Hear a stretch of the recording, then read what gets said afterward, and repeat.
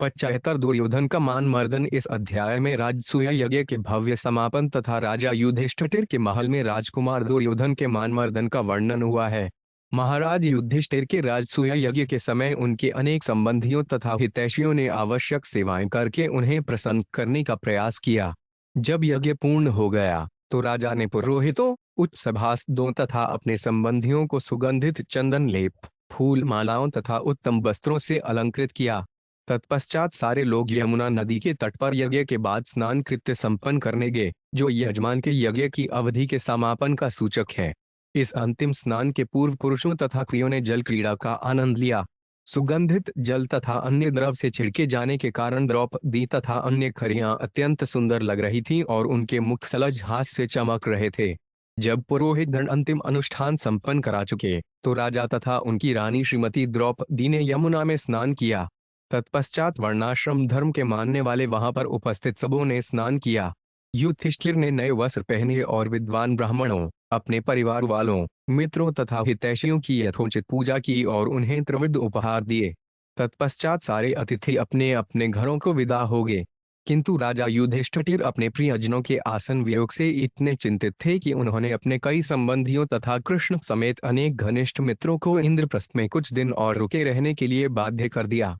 राजा युधिष्ठिर का राजमहल मयब दानव द्वारा बनाया गया था, जिसने इसे अनेक अद्भुत गुणों तथा ऐश्वर्यों से युक्त कर दिया था। जब राजा दुर्योधन ने यह ठाट बाट देखा तो वे ईर्ष्या से जलने लगा। एक दिन युधिष्ठिर कृष्ण के साथ अपने सभावन में बैठे थे। अपने अनुचरों तथा परिवारजनों के द्वारा सेवित सेवित उनकी भव्यता राजा इंद्र के समान प्रदर्शित हो रही थी। उसी समय दुर्योधन उन्मत्तावस्था में उस सभावन में प्रविष्ट हुआ। मयदानव की योग शिल्प कला से मोहग्रस्त दुर्योधन ने ठोस फर्श के कुछ भाग को जल समझकर अपने वस्त्र उठा लिए और एक स्थान को ठोस फर्श समझकर वह जल में गिर गया। जब भीमसेन, दरबार की महिलाओं तथा राजकुमारों ने यह देखा तो सभी हंसने लगे। यद्यपि महाराज युधिष्ठिर ने उन्हें रोकने का प्रयास किया, किंतु भगवान कृष्ण ने इस हंसी को प्रोत्साहित किया। दुर्योधन पूरी तरह शुद्ध होकर क्रोधवश सभावन से निकल आया और उसने तुरंत हस्तिनापुर के लिए प्रस्थान कर दिया। श्री राजोवाच जातत्पशतौस्तम दशला राजसूयम हृदयम सर्वे मुंदिरे बहामन रंदेवा ये स्माता। 1 दुर्योधन वर्जयित्वा राजानः सर्षय सुरा इति श्रुतं नो भगवंस्तन कारण मुच्यताम। 2 महाराज परीक्षित ने कहा, हे ब्राह्मण, मैंने आपसे जो कुछ सुना उसके अनुसार एकमात्र दुर्योधन के अतिरिक्त वहां एकत्रित समस्त राजा, ऋषि तथा देवतागण अजातशत्रु राजा के राजसूय यज्ञ के अद्भुत उत्सव को देखकर परम हर्षित थे।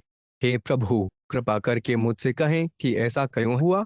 श्री भद्रायणी रुवाच पितामह से ते यज्ञ राजसूय महात्मन बांधवा परिचर्याया तस्यासन प्रेम बंधना। 3 श्री भद्रायणी ने कहा, तुम्हारे संत सहित दादा के राजसूय यज्ञ में उनके प्रेम से बंधे हुए उनके पारिवारिक सदस्य उनकी ओर से विनीत सेवा कार्य में संलग्न थे। तात्पर्य, राजा युधिष्ठिर ने यज्ञ के अवसर पर किसी भी संबंधी को किसी काम में लगने के लिए बाध्य नहीं किया, प्रत्युत वे सब उनके प्रेमवश स्वेच्छा से ऐसे कार्यों में लगे हुए थे।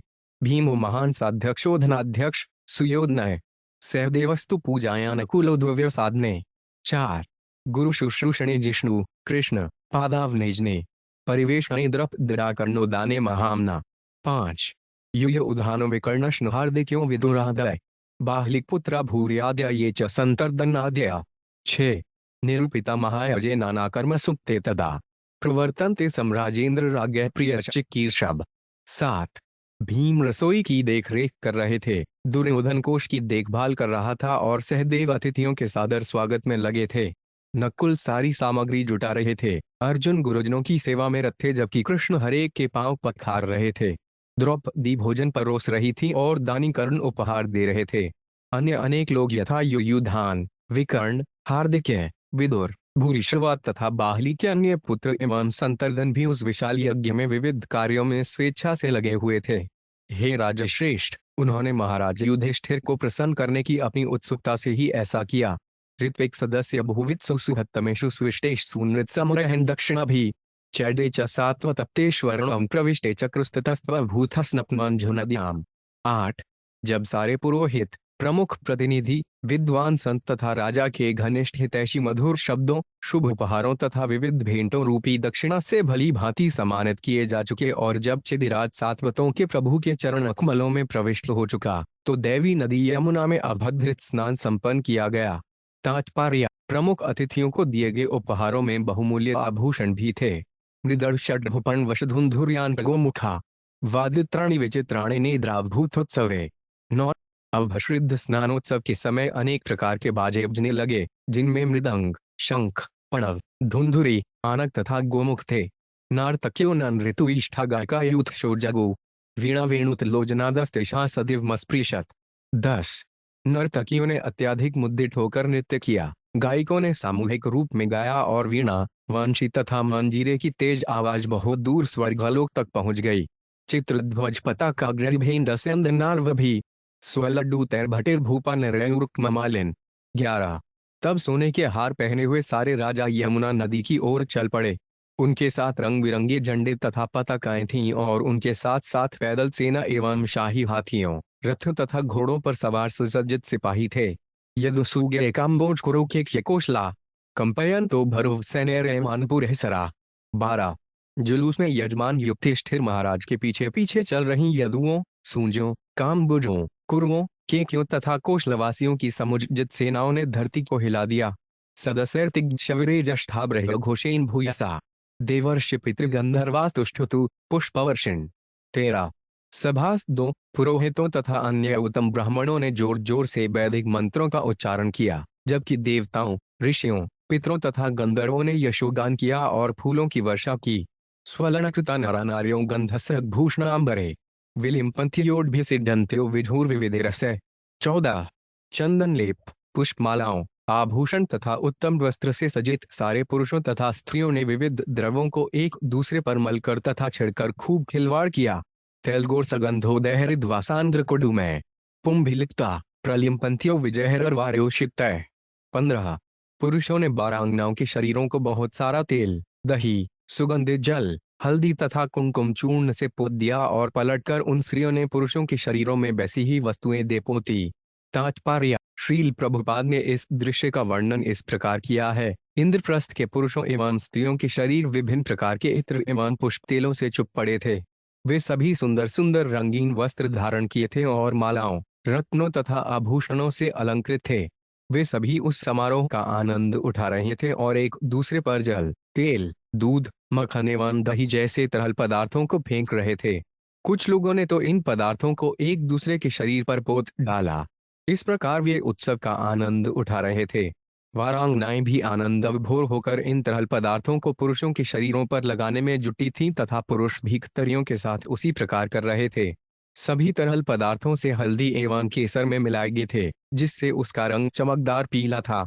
गुप्तानुभिर्निर्गम अनुपलब्धुमेत देव्यो यथा दिव्य विमान वरेग्नुदेव्यो कामातुल्य बस्खी भी परिशच्यमाना सव्रीढ़ा स्वेक सद्वदना विरेजु। 16। इस तमाशे को देखने के लिए अपने अपने रथों में सवार होकर तथा अंगरक्षकों से घिरकर राजा युधिष्ठिर की रानियां बाहर आ गईं, मानो आकाश में दैवी विमानों में देवताओं की पत्नियां प्रकट हुई हों।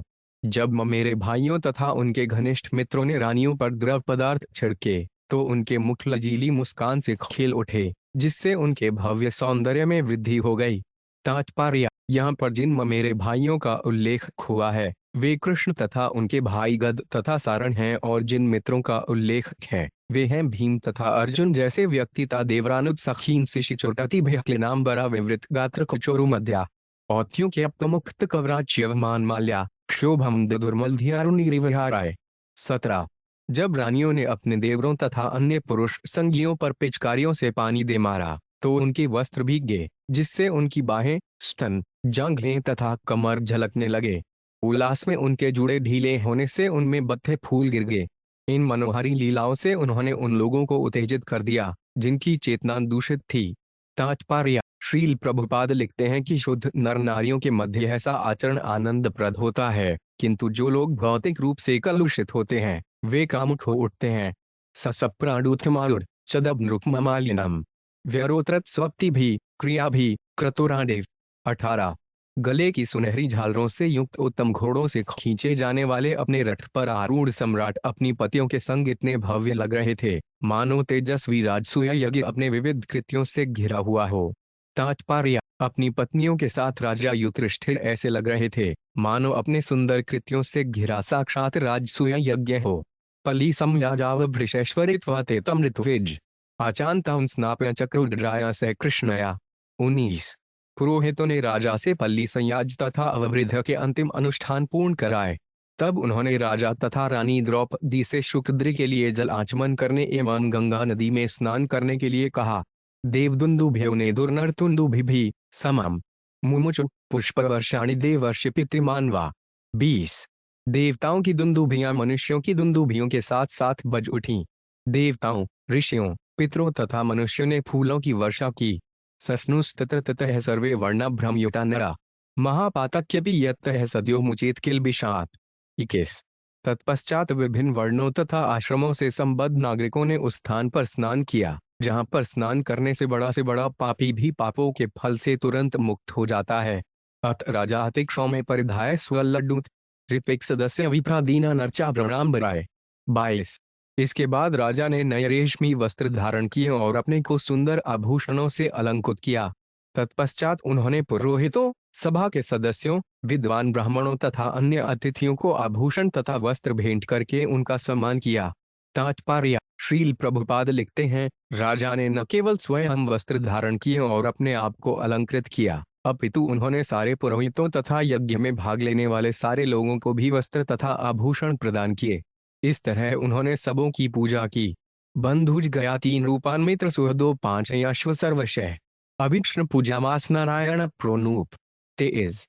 भगवान नारायण के प्रति पूर्णतया समर्पित राजा युधिष्ठिर ने अपने संबंधियों, परिवार वालों, अन्य राजाओं, अपने मित्रों, अपने शुभचिंतकों तथा वहां पर उपस्थित सारे लोगों का निरंतर सम्मान करते रहे। सर्वे जना सुरुचो मणिकुंडलस्त्रिगुष्णीष्कजुद्कुल महार्ध्यहारा नार्यशकुंडल युगाल कमदजुष्ट वक्त्रश्रेय कनकमेखलया विरिजु। 24। वहां पर उपस्थित सारे पुरुष देवताओं जैसे चमक रहे थे। वे रत्नजटित कुंडलों, फूल की मालाओं, पगड़ियों, अंगरखों, रेशमी धोतियों तथा कीमती मोतियों की मालाओं से सजित थे।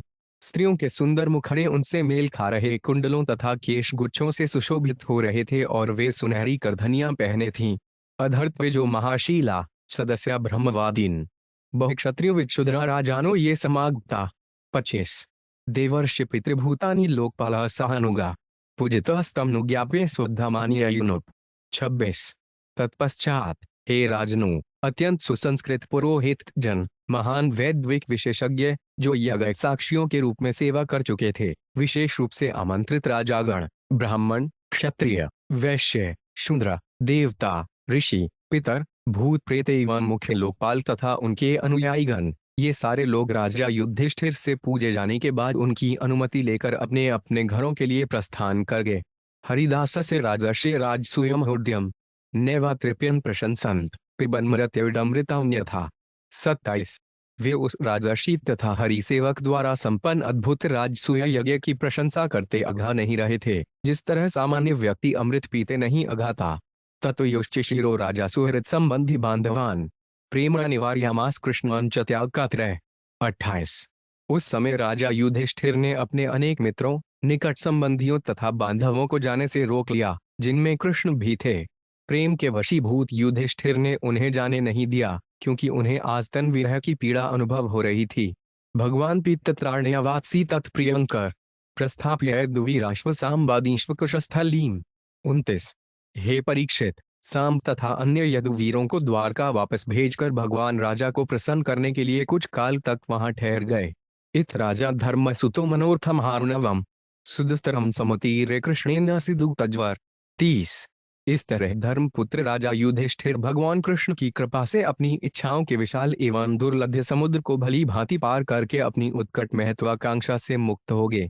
तात्पर्य, श्रीमद्भागवत के पिछले अध्यायों से यह बात स्पष्ट हो जाती है कि राजा युधिष्ठिर विश्व को भगवान कृष्ण को श्रेष्ठता एवं शरणार्थों को प्राप्त आशीषों का प्रदर्शन कराना चाहते थे।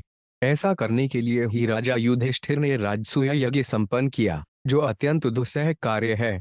इस प्रसंग में श्रील प्रभुपाद लिखते हैं, इस भौतिक जगत में प्रत्येक व्यक्ति की कुछ विशेष प्रकार की इच्छाएं होती हैं, परंतु वे उन्हें पूर्ण संतुष्टि के साथ पूरी नहीं कर पाता। परंतु श्री कृष्ण के प्रति अपनी अटल भक्ति के कारण महाराज युधिष्ठिर ने राजसूय यज्ञ निष्पादित करके अपनी सारी इच्छाओं को सफलतापूर्वक पूरा किया। जिस तरह राजसूय यज्ञ संपन्न हुआ उसके वर्णन से ऐसा लगता है कि ऐसा उत्सव ऐश्वर्यमयी इच्छाओं का महासागर होता है। साधारण व्यक्ति के लिए ऐसे महासागर को पार कर पाना संभव नहीं है। तो भी भगवान श्री कृष्ण की कृपा से राजा युधिष्ठिर ने अत्यंत सहजता से उस सागर को पार कर लिया और इस तरह वे सारी चिंताओं से मुक्त हो गए। एक दान्तेः पुरितस्य वीक्ष दुर्योधन श्रियम अतप्यद्राजसूयस्य महित्वांचाच्युतात्मनः। 31। एक दिन दुर्योधन राजा युधिष्ठिर के महल के ऐश्वर्य को देखकर राजसूय यज्ञ तथा यज्ञकर्ता राजा की महानता से, जिसका जीवन तथा आत्मा अच्युत भगवान थे, अत्यधिक विचलित हुआ। यस्मिस् नरेन्द्र दितिजेद सुरेख लक्ष्मी नौना विभांति कृल विश्वमजोपकृता ताभिः पतीन्द्रपराज सुतोप्तस्थे यस्या विशक्तेद कुरुराट तप्यतु। 32। उस महल में मनुष्यों, दानवों तथा देवताओं के राजाओं के समस्त संचित ऐश्वर्य जगमगा रहे थे, जो विश्व के अन्वेषकमय दानव द्वारा ले आया गया था। उस ऐश्वर्य से द्रौपदी अपने पतियों की सेवा करती थी, किंतु कुरु राजकुमार दुर्योधन संतप्त था, क्योंकि वे उसके प्रति अत्यधिक आकृष्ट था। यस्मिन् तदा मधुप्तैर्महिषी सहस्रश्रोणी भृंशंकै क्वन्दर्भजघिशुभम् मधे सुचारु कुचकुलुमशोनुहारवान् श्रीमन्मुखवान् प्रचल कुंडल कुंतलाड्यम। 33। भगवान मधुप्ती की हजारों रानियां भी महल में ठहरी हुई थीं। उनके पांव नितंबों के भार से धीरे धीरे गति करते थे और उनके पांवों के पाजेब मनोहर शब्द करते थे। उनकी कटी अत्यंत पतली थी, उनके स्तनों पर लगे कुमकुम से उनकी मोती की मालाएं लाल लाल हो गई थीं। उनके हिलते कुंडलों तथा लहराते बालों से उनके मुखों की भव्य शोभा बढ़ रही थी। तात्पर्य: श्रील प्रभुपाद लिखते हैं, महाराज युधिष्ठिर के महल में ऐसी सुंदरियों को देखकर दुर्योधन को ईर्ष्या होने लगी। वह द्रौपदी देवी की सुंदरता को देखकर विशेष रूप से कामुक तथा ईर्ष्यालु हो उठा। कईयों के पांडवों के साथ द्रौपदी के विवाह के समय से ही दुर्योधन उसके प्रति विशेष आकर्षित था। द्रौपदी के स्वयंवर समारोह में दुर्योधन भी उपस्थित था और अन्य राजकुमारों की भांति वह भी द्रौपदी को सुंदरता पर मोहित हो उठा था, परंतु उन्हें प्राप्त करने के प्रयास में वे असफल रहा था। सभाया मयकृताया कक्वापि धर्मसुतोर्धिराट वृतो 5 नुगर्भुभिष्ट कृष्णेनापि स्वचक्षपा। 34। आसीन का जन ने साक्षादास ने मघवाने पारमेष्ठ श्रेयाजुष्ट स्तरीयमान कर्णवंद भी। 37। ऐसा हुआ कि धर्मपुत्र सम्राट युधिष्ठिर मय दानव द्वारा निर्मित सभावन में स्वर्ण सिंहासन पर इंद्र के समान विराजमान थे। उनके साथ उनके परिचारक तथा परिवार वाले लोगों के अतिरिक्त उनके विशेष नेत्र स्वरूप भगवान कृष्ण भी थे। साक्षात ब्रह्मा के ऐश्वर्य को प्रदर्शित कर रहे राजा युधिष्ठिर राजकवियों द्वारा प्रशंसित हो रहे थे। तात्पर्य: श्रील श्रीधर स्वामी बतलाते हैं कि यहाँ पर भगवान कृष्ण को युधिष्ठिर की विशेष आंख, नेत्र कहा गया है, क्योंकि वे ही राजा को सलाह देते थे कि क्या लाभप्रद है और क्या नहीं है।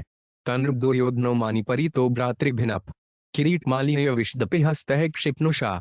36। अभिमानी दुर्योधन अपने हाथ में तलवार लिए और मुकुट तथा हार पहने क्रोध से भरा अपने भाइयों के साथ महल में गया।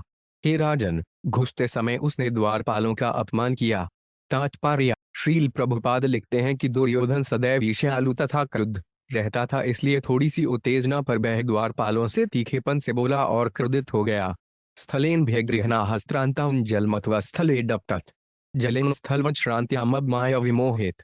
37। माय दानव के जादू से निर्मित भ्रम से मोहग्रस्त होकर दुर्योधन ठोस फर्श को जल समझ बैठा, अत उसने अपने वस्त्र का निचला सिरा ऊपर उठा लिया। अन्यत्र जल को ठोस फर्श समझ लेने से वह जल में गिर गया। जहाज भीमस्तां दृष्टास्त्यो नृत्यो परे निवार्यमाणा अपराज्ञा कृष्णानुमोदिता। 38। है परीक्षित, यह देखकर भीम हंस पड़े और उसी तरह स्त्रियां, राजा तथा अन्य लोग भी हंसे। राजा युधिष्ठिर ने उन्हें रोकना चाहा, किंतु भगवान कृष्ण ने अपनी सहमति प्रदर्शित की। तात्पर्य: श्रील विश्वनाथ चक्रवर्ती उल्लेख करते हैं कि राजा युधिष्ठिर ने स्त्रियों तथा भीम को तिरछी नजर से देखकर उनकी हंसी रुकवानी चाहिए, किंतु भगवान कृष्ण ने अपने भौहों के इशारे से हंसी के लिए अपनी सहमति दे दी। भगवान इस धरा पर दुष्ट राजाओं का भार दूर करने आए थे और यह घटना भगवान के अभिप्राय से असंबद्ध नहीं थी। सव्रीडितो 5 भगवद्नो रुषा ज्वलन निष्क्रम्य तूष्णी प्रयोगजायम। हाहेति शब्द है सुमहान भूत सत्ता मजात जत्रुर्विम्ना इवाबत बभूव तृष्णी भगवान भुवो भर समुज्ञहीर्ष भ्रमति समयहुषा। 39। लज्जित एवं क्रोध से जला भुना दुर्योधन अपना मुंह नीचा किए बिना कुछ कहे वहां से निकल गया और हस्तिनापुर चला गया। उपस्थित संत पुरुष जोर जोर से कह उठे, हाय हाय। और राजा युधिष्ठिर कुछ दुखी हो गए, किंतु भगवान, जिनकी चितवन मात्र से दुर्योधन मोहित हो गया था, मौन बैठे रहे, क्योंकि उनकी मंशा पृथ्वी के भार को हटाने की थी। तात्पर्य: श्रील प्रभुपाद लिखते हैं, जब दुर्योधन इतना क्रोधित होकर वहां से चला गया तो सबों ने इस घटना पर खेद प्रकट किया और महाराज युधिष्ठिर भी बहुत उदास हो गए। परंतु इन सब घटनाओं के बावजूद भी कृष्ण शांत थे। जे घटना के पक्ष में या विरोध में कुछ नहीं बोले। ऐसा प्रतीत हो रहा था कि भगवान श्री कृष्ण की परम इच्छा के कारण वह इस भ्रम में डाला गया था। इस प्रकार यह कुरुवंश के दो पक्षों में शत्रुता का सूत्रपात था। ऐसा प्रतीत होता था कि यह संसार के भार को कम करने के कृष्ण के उद्देश्य की योजना का एक अंश था। ततेड्भिहितं राजन्यत् पुष्टो डहमित्वया सुवोध्नस्य दौरात्म्यं राजसूय महाकृतो। 40। हे राजन, अब मैं तुम्हारे इस प्रश्न का उत्तर दे चुका हूं कि दुर्योधन महान राजसूय यज्ञ के अवसर पर क्यों असंतुष्ट था। इस प्रकार श्रीपद भागवत के 10वें स्कंद के अनवर्ग दुर्योधन का मान मर्दन नामक 75वें अध्याय के श्रील भक्ति वेदांत स्वामी प्रभुपाद के विनीत सेवकों द्वारा रचित तात्पर्य पूर्ण हुए।